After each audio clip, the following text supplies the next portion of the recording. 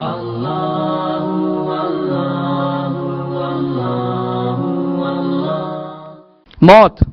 ایک ایسی حقیقت ہے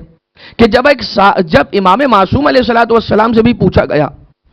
سرکار امیر المومنین علیہ الصلوۃ والسلام کیا فرماتے ہیں کہ تم اپنے گزرنے والے ایام اس طرح سے انہیں ٹریٹ کرو کہ جو گزر گیا وہ ختم، جو آنے والا ہے اس کا کچھ پتہ نہیں، جو یہ آن ہے نا، آن جو پریزنٹ ہے، پریزنٹ اس کے اندر زندگی گزارو،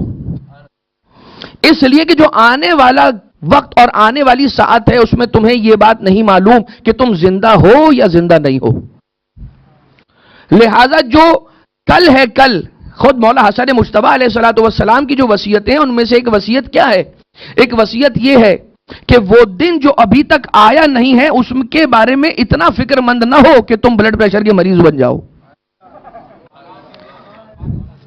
یہ بات یہ امام معصوم علیہ السلام نے نہیں فرمایا، یہ میں اضافہ کر رہا ہوں، لیکن یہ کہ خود امام حسن مجتبیٰ علیہ السلام کیا فرما رہے ہیں کہ جو دن ابھی آیا ہی نہیں ہے اس کی فکر میں اتنا لگے ہوئے ہو، اتنا پریشان ہو گئے، کسی کو شوگر ہو گیا ہے، کسی کو بی پی ہو گیا ہے، کسی کو ڈپریشن ہو گیا ہے، کسی کو اینگزائٹی ہو گئی ہے، کسی کو خدا نہ خواستہ الزائمرز کی بیماری۔ یہ کیوں ہو رہا ہے؟ اس لیے کہ ہم توکل سے دور تر ہوتے چلے جا رہے ہیں، ہم صبر کے دامن کو چھوڑتے چلے جا رہے ہیں۔ لہذا اس بات کو ذہن میں رکھیں۔ اور کیا کہ مولا کائنات علیہ السلام نے فرمایا کہ اپنے آپ کو ہر وقت موت کے لیے تیار رکھو،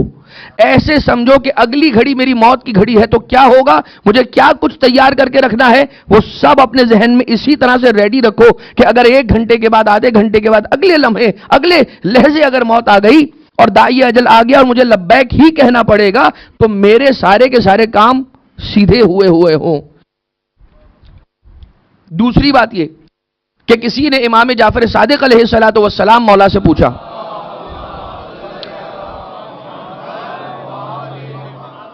امام علیہ الصلوۃ والسلام سے پوچھا گیا کہ مولا ہم نے دیکھا ہے کہ کچھ افراد جو مر جاتے ہیں، جن کی موت واقع ہو جاتی ہے،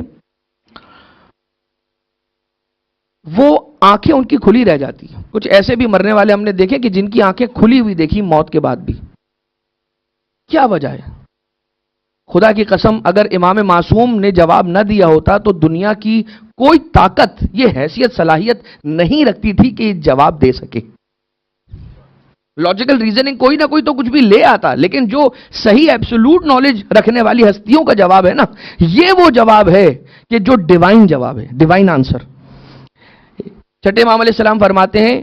کہ جن مرنے والوں کی آنکھیں تم کھلی دیکھتے ہو یہ اس وجہ سے ہوتا ہے کہ ملک الموت اتنی تیزی سے آ کے ان کی روح قبض کر کے لے جاتا ہے کہ انہیں آنکھ بند کرنے کا موقع بھی نہیں ملتا۔ اتنا قریب سے موت کو کون سمجھا سکتا ہے سوائے آل محمد علیہ السلام کے، کہ جو اس وقت بھی تھے جب تھا بھی نہیں تھا،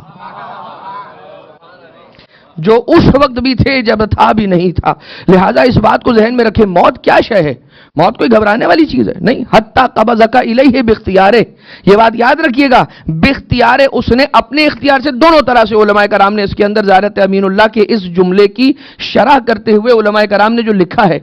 فدعاک اللہ الی جوارہ، اس نے بلایا، اپنے جوار میں بلا لیا، اپنے پاس، اپنے قریب اور قریب بلا لیا، اور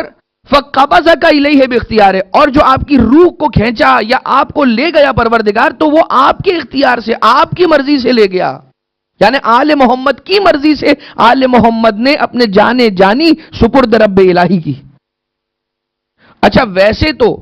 انسان سمجھنے کے لیے یہ ساری باتیں کرتا ہے، ورنہ آل محمد علیہ السلام کی عبادتوں کی حقیقت کیا ہے یہ وہی جانتے ہیں، آل محمد علیہ السلام کے وجود اقدس نورانی کی حقیقت کیا ہے یہ وہی جانتے ہیں۔ اس لیے کہ زیارت جامعہ کبیرہ میں کیا ہے، لا اعرف کنہکم ولا ابلغ مدحکم ولا، میں آپ کی حقیقت کنہ حقیقت تک نہیں پہنچ سکتا، اور چونکہ کنہ حقیقت تک نہیں پہنچ سکتا لہٰذا میں اس مرحلے پر جا کر آپ کی مدح سرائی اور آپ کی منقبت اور آپ کے مناقب بیان بھی نہیں کر سکتا۔ تو یہاں موت کے حوالے سے اگر آپ دیکھیں، فَقَبَضَكَ إِلَيْهِ بِاخْتِيَارِهِ، پروردگار عالم نے آل محمد علیہ السلام کو اختیار دیا، اور یہی بات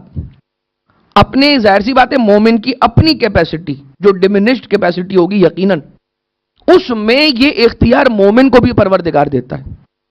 کہ المؤمن لا يموت الا باختیارہ حتی قبضک الیہ باختیارہ، زیارت امین اللہ. اور امام صادق علیہ الصلوۃ والسلام کی حدیث کہ المؤمن لا يموت الا باختیارہ، حتی مولا رضا علیہ السلام سرکار، آقا و مولا ابو الحسن علی ابن موسیٰ الرضا علیہ الصلوۃ والسلام،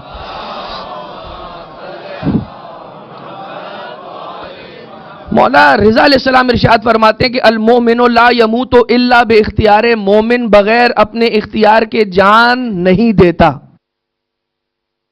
اب سوال کرنے والے نے سوال تو کیا امام سے کہ مولا یہ بتائیے کہ اگر کوئی مومن نہیں چھوڑنا چاہ رہا ہے فراری اپنی، ایک مومن نے اپنا ویلا جو لیا ہوا، وہ ویلے میں اس کا دل ہے، بڑی مشکل سے پوری زندگی ایک ایک پائی جوڑ کے بنایا ہے، اس ویلا میں اس کا دل اٹکا ہوا ہے، وہ نہیں چھوڑنا چاہ رہا ہے، وہ نہیں جانا چاہ رہا ہے اس دنیا سے، تو کیا ہوگا مولا؟ یا اور الگ اس پہ آ جائیے تو کوئی یہ کہے کہ اس کی اولاد، کوئی کہے کہ اس کی ذمہ داریاں باقی ہیں، جن کو اس کو کچھ کام تھے جو زندگی میں انجام دے دینے تھے. اگر کسی کی بیٹیاں ہیں، پروردگار سے دعا کرتے ہیں، آج شب جمعہ بھی ہے، فرش عزا بھی ہے، کہ پروردگار جتنی بچیاں ہیں جو شادی کے قابل ہو چکی ہیں، پروردگار ان کے مناسب رشتے مہیا فرما، اور جتنے بچے ہیں پروردگار ان کو نیک اور صالح رشتے عطا فرما. اور امام علیہ الصلوۃ والسلام سے جب سوال کرنے والے نے سوال کیا کہ مولا اگر کوئی جانا نہ چاہے پھر کیا کریں، تو امام علیہ السلام نے فرمایا کہ فرشتے اسے اسی آن آئندہ زندگی کے اندر اپنا مقام دکھلائیں گے جو پروردگار عالم نے اسے مومن ہونے کی وجہ سے عطا کرنا ہے.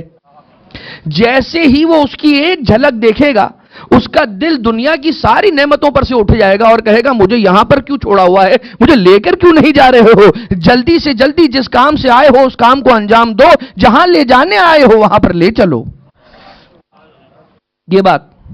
کہ انسان جانا کیوں نہیں چاہتا، اس لیے کہ اس کی آنکھیں بند ہیں ان مقامات سے کہ جو مقامات ہیئر آفٹر کے ہیں، آنے والی زندگی کے ہیں، جو وہ نہیں جانتا، وعدہ کیا ہے، روایتوں میں پڑھا ہے لیکن دیکھا نہیں ہے، مشاہدہ نہیں کیا ہے. جب مشاہدہ ہو جائے گا تو برہان ہو جائے گا، اور یہ وقت آخر ہوتا ہے. آپ نے دیکھا ہوگا خاص طور سے ایمان رکھنے والے افراد، مومنین اور مومنات، ان کے انتقال کے بعد ان کے چہروں پر ایک تبسم، ایک مسکراہٹ یا ایک خوشی اور اطمینان کی جھلک نظر آتی. وجہ کیا ہے؟ وجہ یہ ہے کہ اسے